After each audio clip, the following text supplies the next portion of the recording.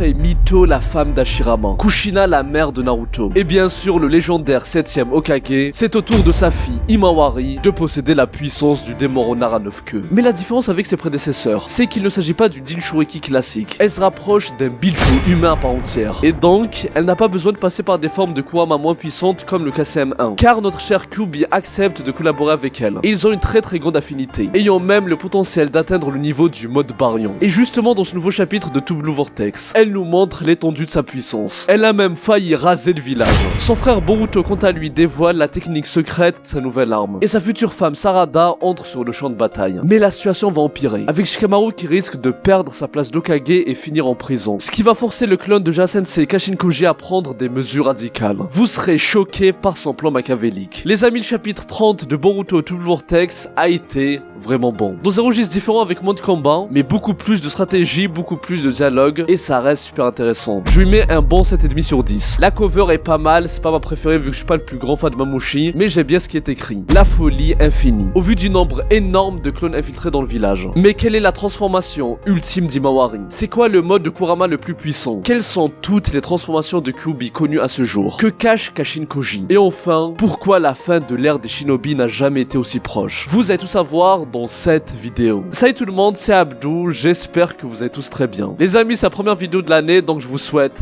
avec un petit peu de retard, une très bonne année 2026. Comme promis cette année, je ferai en sorte de pas sortir les reviews en retard, genre en 2025, parfois j'ai sorti un mois en retard, mais cette fois-ci je ferai en sorte que ça soit durant le mois, maximum début du mois prochain. Et bien sûr, je vous prépare comme promis du contenu en plus, petit à petit au cours de l'année 2026. D'ailleurs, c'était mon anniv le 25 janvier, c'est pour ça qu'il y a eu un petit décalage. Et les amis, ça fait mal parce que j'ai 26 ans, je quitte la team 18-25. Après, je trouve que j'ai quand même accompli beaucoup de choses. Je me suis marié avant mes 26 ans, j'ai un taf de ouf en tant que développeur, et ma chaîne YouTube marche assez bien. Mais je suis encore loin, très loin d'atteindre tous mes objectifs, donc je compte énormément sur votre soutien. Ah oui, d'ailleurs, peut-être durant cette année, enfin... Je dis peut-être, mais je ferai tout pour. Je ferai des lives sur cette chaîne, que ce soit sur Boruto ou d'autres mangas. Donc dites-moi dans les commentaires si vous appréciez cette idée. Et justement, c'est la question du jour. Donnez-moi des idées de live sur Boruto ou d'autres mangas. Bon visionnage à tous et régalez-vous.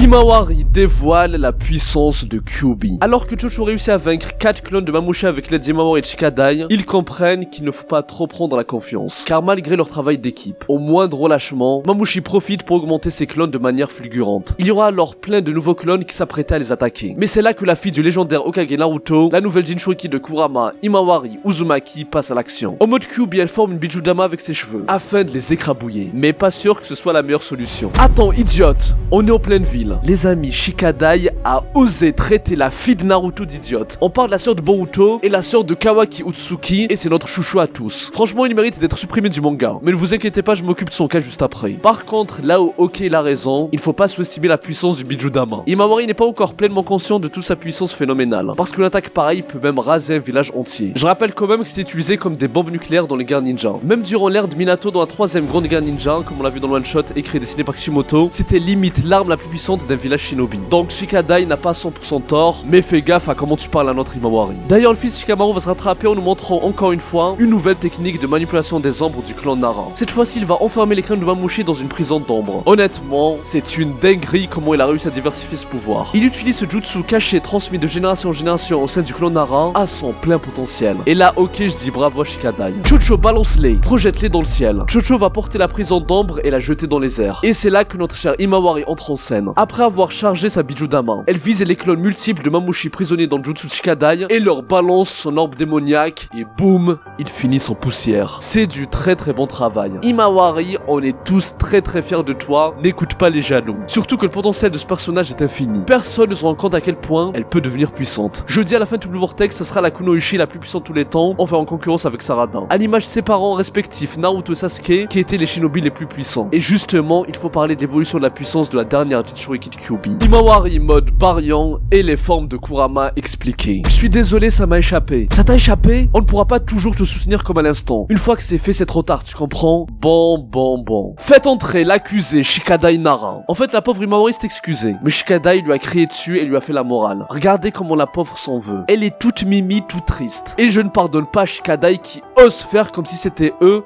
qui la soutenait et non l'inverse. Je rappelle quand même que contre Jura, celle qui les a sauvés c'était Imawari. Et celle qui a guéri Inojin d'une mort certaine c'était encore et toujours Imawari. Et celle qui a courageusement attaqué Jura alors qu'elle avait un niveau très faible avant l'éveil de Kurama, c'était encore et encore Imawari Uzumaki. En plus de ça, Shikadai, tu te prends pour qui en fait? T'es personne. Si tu n'as pas envie d'avoir des soucis, je te conseille de faire très attention. Parce qu'elle a des gardes du corps très puissants qui pourraient te mettre en miettes. Sans parler de son père, je mets à côté. Il y a Boruto de God Killer qui n'est pas tendre. Et surtout le pire de tous, Kawaki Uzumaki, l'apôtre de la destruction. Alors lui sérieusement zéro van. Si tu touches à Imawari, il t'explose comme il a fait contre Garo. Il va effacer Shikadai du manga. Et franchement, ce sera mérité vu comment il traite la petite Imawari. Mais bon, plus sérieusement, c'est quand même ce genre de remarques et d'erreurs commises qui fera évoluer Imawari en une vraie ninja aguerrie. Parce que concrètement, elle n'a pas eu de top sensei ou de mission périlleuse pour se forger. Du coup, c'est dans ce genre de moment qu'elle va grandir et va développer son mindset shinobi. Bref, ils vont détecter que d'autres clones de Mamushi sont infiltrés dans le village. Et on n'aura pas la suite de leur point de vue. Par contre, avant de passer à autre chose, il faut parler de la future puissance d'Imawari. Là déjà, ce qui me choque, c'est sa capacité à faire des bijudama aussi facilement. Elle maîtrise déjà ce jutsu phénoménal. Et ce qui me tue, c'est qu'elle le spam de ouf. Comme Naruto qui spammait H24 du Rasengan. Sa fille spam sans arrêt des bijudama. Et après Mito, Kushina, Naruto, Imawari se retrouve être la dernière Jinchuriki de Kurama connue à présent. Mais ce qui la différencie totalement des autres et ce qui la rend si spéciale, c'est que déjà Kyuubi n'est pas scellé en elle. Il n'est pas emprisonné via un sceau. Les deux ne forment qu'un. Imawari est une sorte de biju humain. Et ce qui est lourd, c'est qu'elle n'aura pas toutes les étapes qu'a eu Naruto pour débloquer la puissance de Kyuubi. Genre les transformations de Naruto d'une queue contre Sasuke, 4 queues contre Orochimaru, 6 queues encore 8 queues qu'on a vu contre Pain. Ça n'arrivera jamais avec Imawari. Parce que Kurama n'a pas pour objectif de se libérer de ses chaînes comme c'était le cas à l'époque. On est dans un cas totalement différent. D'ailleurs, même quand je dis que c'est la Jinchuriki de Kyuubi, le formuler comme ça c'est pas 100% exact. Je le fais quand même pour que tout le monde comprenne. Mais concrètement, comme l'a dit Kurama, tu n'es pas comme une Jinchuriki qui possède un biju en lui. Tu te rapproches de moi et de Jura. En gros, dire qu'Imawari est elle-même le démon renard à 9 queues, c'est pas déconnant. Mais bref, continuons. Donc, les modes de Naruto, c'était d'une queue à 9 queues. On a vu qu'Imawari a sauté toutes ces étapes vu son lien avec Kurama. Maintenant, le premier mode Kyuubi de Naruto, ce qu'on appelle le KCM1. C'est la première forme de Naruto Kyuubi maîtrisée au début de la guerre. Mais ce mode avait un très gros point faible. C'est qu'il y avait une limite au chakra de Kyuubi qui pouvait être utilisé. Étant donné qu'à ce moment-là, Naruto forçait Kurama à lui donner ses pouvoirs. Mais ce dernier refusait de coopérer. Et encore une fois, Imawari va sauter cette étape car Kurama est à fond derrière elle. Et il est prêt à tout pour elle, donc la fille de Naruto arrive directement au mode KCM2 que Naruto utilisait dans la deuxième partie de la guerre lorsque Kurama a enfin décidé de s'allier avec lui. Je parle du mode avec le manteau de chakra très stylé, un de mes modes préférés de Naruto. Et du coup, Imawari pourrait débloquer très facilement le KCM2. Bon, je vais ignorer les autres modes de Naruto qu'on a vu dans Shippuden, c'est-à-dire le mode Naruto Kurama lié au mode Rikudo ou le mode Sennin où il fusionnait ces deux modes avec son mode Kurama. Étant donné qu'Imawari a accès uniquement au mode Kurama et non au mode Sennin ou au mode Rikudo. C'était accessible uniquement par le légendaire 7ème Hokage. Donc on a fait le tour de toutes les formes de Kurama dans la partie 1 de Naruto et Shippuden. Mais il reste bien sûr la forme ultime, le mode Baryon. Dans ce mode, Naruto a réussi à surpasser le niveau d'Otsuki d'un Ishiki qui était très puissant par rapport aux autres Otsuki qu'on a vus. Et jusqu'à présent, je le dis, le Naruto mode Baryon reste un des personnages les plus puissants du verse. Et la forme ultime d'Imawari serait d'avoir ce mode, ou l'équivalent, mais cette fois-ci sans avoir de contrepartie. Parce que je rappelle que le principe du mode Baryon, c'était d'utiliser le chakra de Naruto et de Kurama comme matière première afin de produire un nouveau type d'énergie. Tu boostes toutes tes capacités, vitesse, force, agilité, réflexe, puissance. Naruto surpassait largement Ishiki et lui a fait vivre une Hagala monumentale en 4K devant Sasuke. Mais encore une fois, le souci, c'est que sa transformation était très limitée en termes de temps. Ça a même conduit à la mort de Kurama qui avait consommé tout son chakra. Et du coup, Naruto a pu utiliser ce mode qu'une seule fois, une forme unique. Mais Imawari, étant plus proche d'une biju que d'une humaine, et vu sa compatibilité avec Kurama qui surpasse même sa compatibilité qu'il a eu avec Naruto, sa fille pourrait le surpasser en débloquant le mode Baryon ultime qui pourrait être utilisé de façon illimitée. Et les amis, si ça arrive, ça sera une des plus grandes dingueries monumentales de tout Blue Vortex. Mais mon seul regret, c'est que son père Naruto ne soit pas là pour la guider. Parce que qui de mieux comme sensei pour lui transmettre la maîtrise du mode Kurama? Naruto était un expert dans ce domaine. Mais bon, là, il est temps de parler de son fils. Boruto libère la puissance de son épée et sa femme Sarada en action. Ça ne marche pas le 8ème. On a beau les éliminer sans fin, ils se multiplient à l'infini. Inojin s'inquiète de plus en plus et craint que le plan de Shikamaru n'est pas efficace. Et en effet, on voit plein de clones de Mamushi partout dans le village. Pour l'instant, il n'attaque pas les villageois de Konoha et ne détruit même pas des immeubles. Tout ça par respect à son chef Jura, qui a une haute estime de la valeur culturelle du village. Leur seul objectif est de trouver leur cible, Eida, et de la dévorer. Et d'après le futur qu'a vu Kashin Koji, Mamushi va accomplir son désir et Eida mourra. Et c'est justement ça qu'ils veulent éviter à tout prix. Surtout qu'on ne sait pas pourquoi et comment, mais Imawari va également mourir dans ce futur. Ils ont déjà dépassé la centaine d'entités. Je n'arrive pas à tous les compter. Les amis, c'est une dinguerie, ça continue. On sera devant des milliers de clones de Mamushi partout à Konoha. Et c'est pour ça que le temps presse. Il faut réagir vite. Et là, on va voir la vision sur plusieurs combattants. La première, Delta qui vole dans les airs. Moi perso, je la trouve très stylée. J'aime son car design et son outfit. Et je rappelle que de base, Delta était entre guillemets méchante et a même attaqué le village avant de se faire exterminer par Naruto. Mais on avait découvert qu'en réalité, c'était une création d'Amado. Une clone créée à partir d'Akebi Sanzu, sa fille décédée mystérieusement par une maladie par le passé. Suite à ça, il a extrait ses souvenirs en forme numérique comme une sauvegarde et l'a placé dans un nouveau corps cloné. Mais malgré ça, sa personnalité était différente. Delta était une personne entièrement différente d'Akebi. C'est pour ça que maintenant, il souhaite passer par un autre moyen. Utiliser le Kama de Kawaki qui contient les données d'Akebi et la poser sur un corps cloné afin de la ressusciter définitivement. Mais le problème, c'est qu'elle deviendra probablement une Otsuki que Kawaki souhaitera tuer. Bref, ça sera le sujet d'une autre vidéo. Ce qu'il faut comprendre, c'est que maintenant, le clone qu'on voit, la Delta qu'on suit, a été reprogrammé par Amado pour qu'elle protège le village. C'est donc une des alliées de Boruto. Delta, vois-tu quelque chose? Oui, il y en a plein. Un sacré nombre. La future femme de Boruto fait son apparition. Sarada, la fille du légendaire Sasuke Uchiwa. Elle décide enfin d'aller combattre les clones qu'on a vus. Mais Shikamaru lui demande d'attendre. En fait, il remet en cause son plan. Parce que là, ça ne sert à rien de tuer quel clone, ça conduit Mamushi à encore plus se cloner. En fait, supposons qu'il y a 5 clones. Si t'en tues 4 pour que le dernier en génère 10, ça ne sert strictement à rien. Tu fatigues pour rien et la situation ne fait qu'empirer. Shikamaru espérait éliminer les Mamushi pendant qu'ils étaient peu nombreux. Mais finalement, ça ne sera pas aussi simple, vu que le nombre est immense et qu'ils sont dispersés un peu partout. On entre donc dans la deuxième phase de cette bataille. Mais bien sûr, le génie Shikamaru n'avait pas qu'un plan. C'était son plan A. Et là, on passe au plan B. Pas de panique. J'avais envisagé cette hypothèse. Déjà, le point positif, c'est que pour l'instant, il n'y a aucune victime. Et même les dégâts matériels sont très limités. Du coup, hors le fait de dévorer Eida, ils ne sont pas vraiment une menace. Ça ne sert à rien de les simuler. Par conséquent, au moment où le 8e Hokage allait lancer son plan de secours, il va être interrompu par un homme qui va tout gâcher et qui va empirer la situation. On en parle juste après parce que c'est très important. Mais avant ça, on va faire un focus sur Boruto. 8e, la zone ouest de l'arrondissement D a été nettoyée. Je rejoins la team 10. Boruto continue d'exterminer tous les clones Mamushi sur son passage. Il détient le record des clones éliminés pour l'instant. Et ce qui va être très intéressant, c'est que Boruto compte rejoindre la team 10. Et ça veut dire qu'il va enfin pouvoir interagir avec sa sœur Imawari après des années et des années d'absence. Moi perso, je vais me régaler avec chaque parole qui sera croustillante. Leur vraie retrouvaille sera touchant. D'ailleurs, une des seules personnes avec lesquelles Boruto n'est pas froid et relâche la pression, c'est lorsqu'il est en contact avec Imawari et bien sûr Sarada aussi. Mais sa sœur compte énormément pour lui. Bref, Boruto va s'inquiéter car Shikamaru ne répond pas. Et ensuite, il va répondre bizarrement. 8e va être stressé. Il va dire à Boruto de rejoindre Imawari et la team 10 et après ils attendront ses prochaines instructions. Notre héros comprend que la situation se complique et le pauvre ne va pas avoir de répit. D'un coup, il se fait piéger. Non pas par des clones de Mamushi, mais par des ninjas de Konoha. On l'oublie parfois, mais Boruto reste l'ennemi numéro 1 du monde Shinobi. Et c'est lui leur cible principale. Pas les Shinju,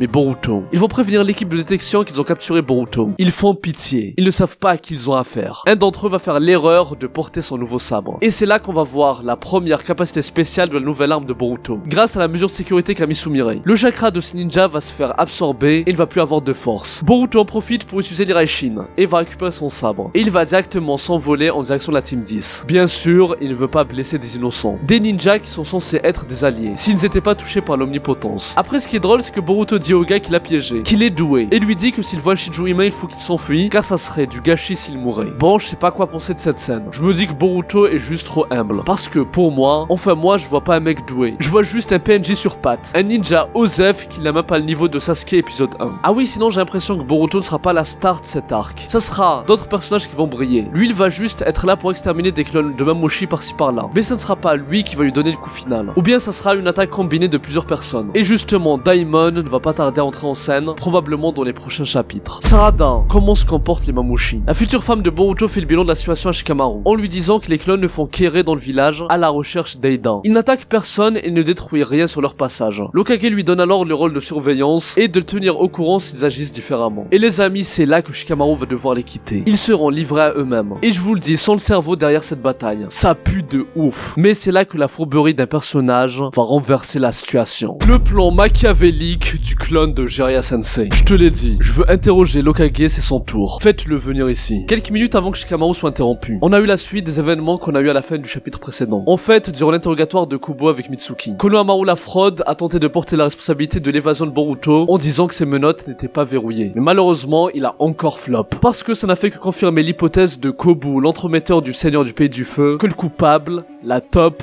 n'est nul autre que l'Hokage lui-même. Et Konohamaru qui faisait tout pour le défendre n'a fait que confirmer ses soupçons. Et là il exige la présence de Shikamaru tout de suite. Mais Sai, le chef de l'Anbu, va lui dire qu'ils ont été informés que le village se fait attaquer à l'instant où il parle. Il s'agit de Boruto et des Shinju humains. En fait, là où a lieu l'interrogatoire, c'est un lieu hautement sécurisé. Mais ça ne garantit pas à 100% la protection de Kobu, et du coup Sai lui propose donc de reporter l'interrogatoire de Shikamaru et de se rendre immédiatement en zone d'évacuation pour s'échapper. Quel est le niveau de menace? Quel est leur objectif? Kobu ne veut pas prendre de décision hâtive et va poser les bonnes questions. Sai lui dit que le niveau de menace est inconnu et qu'ils sont en train d'enquêter. Et c'était probablement la pire réponse pour Shikamaru. Car Kobu va nous montrer que ce n'est pas n'importe qui. Il dit qu'on va continuer l'investigation. Tu vas me ramener l'Hokage tout de suite. 8ème, Sir Kobu vous demande, vous devez vous rendre d'urgence à la salle d'interrogatoire. Et c'est ça qui a perturbé Shikamaru au moment de dévoiler son plan B. Il va essayer encore une fois de reporter à plus tard, mais cette fois-ci ça ne va pas marcher. Kobu entre directement en contact avec lui, Sir Hokage, ou plutôt Shikamaru Nara. Je suis ici en tant que représentant du seigneur du pays du feu. Mes ordres sont les volontés de son excellence. Kobu ne rigole pas. Il n'y a aucune négociation possible. Même si Shikamaru tente de lui dire qu'on est dans une situation très critique, avec des ennemis qui attaquent Konoha. Kobu lui s'en fiche, car la priorité est de trouver la top. Et en fait certains vont se dire, on s'en fout, ce mec est faible, t'as pas à l'écouter. Mais c'est justement ça qu'on veut nous expliquer. C'est que si tu déçois ou si tu mets en colère le seigneur du pays du feu, ça sera encore plus dommageable. Parce que même si tu réussis à vaincre les ennemis, si tu te mets à dos les autorités, le village va en subir les conséquences. Avec par exemple moins de budget qui est donné à Konoha. Et ça peut vite conduire à la fin du village parce que ça va entraîner la famine, moins d'argent pour les soins médicaux, etc. Et du coup, Konoha pourra même cesser d'exister. Et on en parle juste après. Inojin, je vais me rendre à la salle d'interrogatoire. Shikamaru décide finalement d'écouter Kobu. Et il dit qu'il va prendre des mesures à son égard. Mais le souci c'est que pendant ce temps, ils ne pourront pas établir une stratégie. Parce que Shikamaru n'aura pas la vision sur le schéma du Shindenshin, la nouvelle technique d'Inojin, qui permettait de détecter où se trouvaient les clones de Mamushi. Donc, il reste deux possibilités. Soit Inojin lui transmet oralement l'emplacement géographique de tous, soit c'est à lui de prendre la direction des opérations. Et ça me fait rire parce qu'on parle quand même d'un gamin. C'est impossible qu'il puisse assumer cette responsabilité. Mais Shikamaru espère que l'interrogatoire se déroule rapidement vu que plusieurs Mamushi vont se rapprocher de la demeure du Hokage, et si Kobu voit ça, il changera peut-être d'avis. Mais cette hypothèse est trop optimiste. C'est pour ça que le clone de Jia Sensei, Kashin Koji, va prendre les choses en main. Il va dire à Shikamaru de prendre un de ses crapauds avec lui. As-tu un plan? Oui.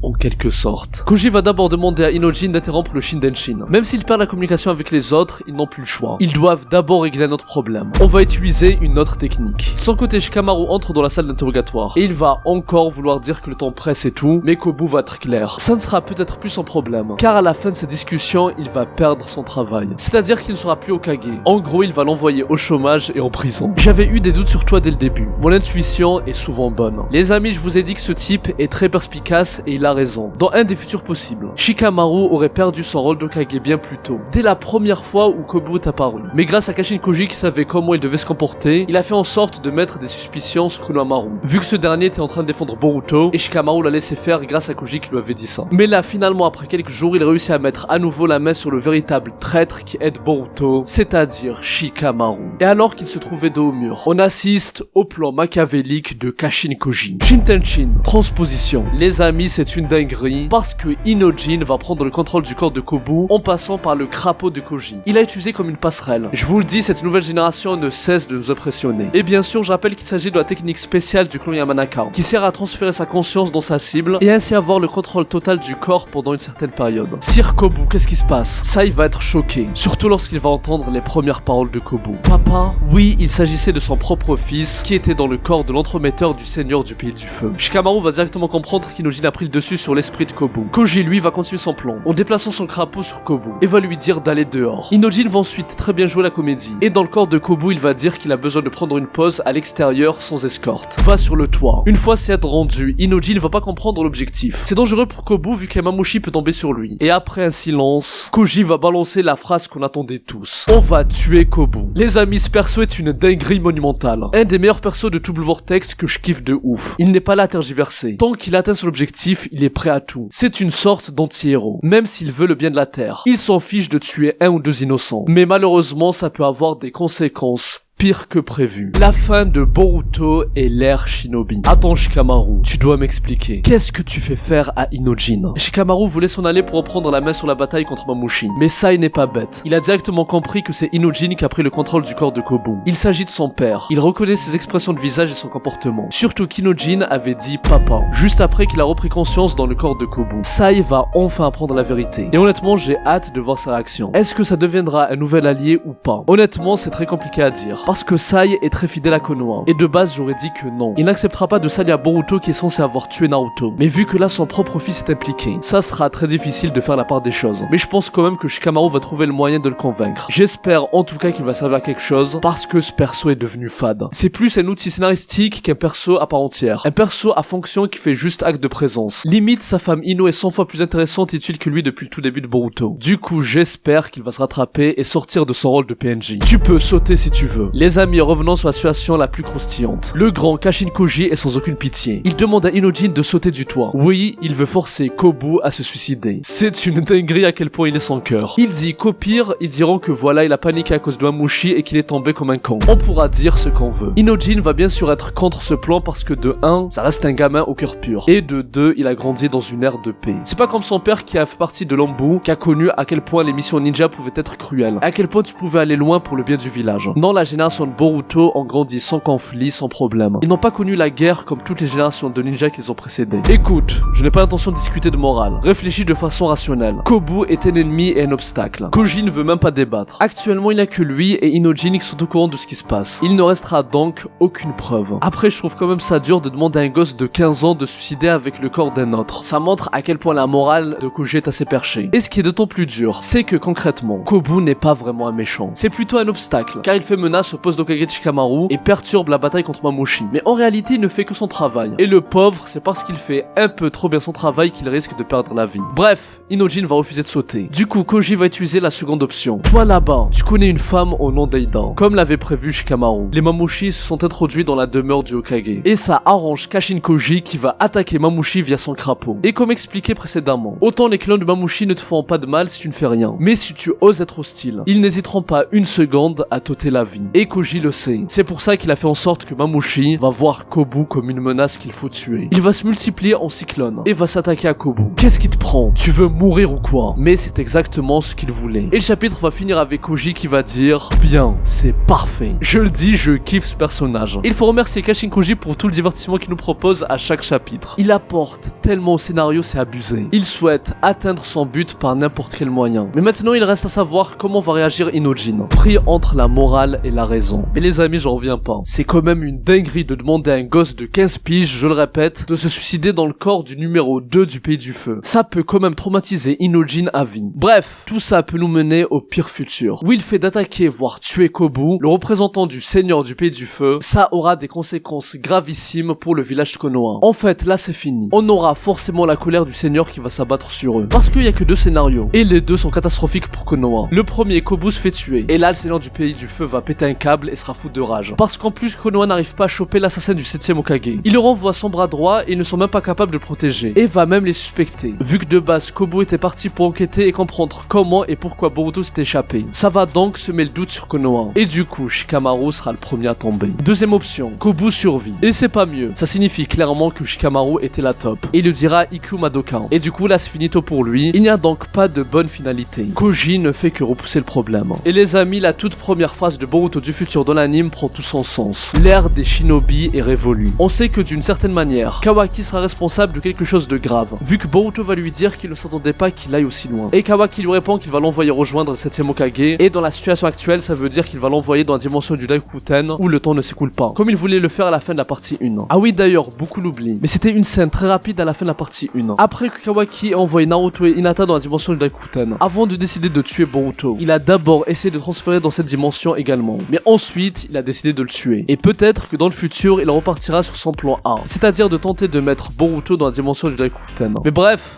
ce qui est intéressant, c'est que Kawaki va dire que l'ère des shinobi est terminée. Et même Boruto ne le contredit pas. Il dit peut-être, mais moi je reste un shinobi. Alors, je pense pas que c'est Kawaki le responsable de la fin de l'ère des shinobi. Il y a forcément le seigneur du pays du feu qui est impliqué. Et tout va partir de la situation qu'on voit actuellement. Kashin Koji s'en fiche de l'ère des shinobi. Ce qu'il veut, c'est la protection de la terre. Donc, il n'essaiera pas d'éviter le futur où ça arrive. Il est même prêt à accepter le futur où Konoha est détruit si ça mène au futur où la terre est sauvée. Bref, les amis, j'espère que cette vidéo vous a plu. J'ai bien aimé ce chapitre différent d'habitude et ça montre à quel point Boruto est un très bon manga. Parce que même s'il n'y a pas de combat, on peut avoir un chapitre 100% sur des conflits politiques, des stratégies, et c'est quand même lourd. Bien sûr, n'exagérons pas. On est très loin de la gestion politique qu'on voit dans Kingdom par exemple. Mais je trouve ça quand même fort que dans un shonen comme Boruto, on arrive à avoir des chapitres qualitatifs avec quasiment juste des dialogues, des magouilles, des enquêtes, de la politique et tout. Et je trouve que ça manquait parfois de ça dans Naruto. Des missions non pas juste basées sur des combats, mais aussi où tu utilises ton cerveau. Où tu dois même tremper les tiens pour arriver à tes fins comme le fait Shikamaru. Bon, j'ai hâte de vous parler de la suite dans les prochaines semaines. D'ici là, portez-vous bien. Moi je vous dis à très bientôt et que la paix soit sur vous. Eru,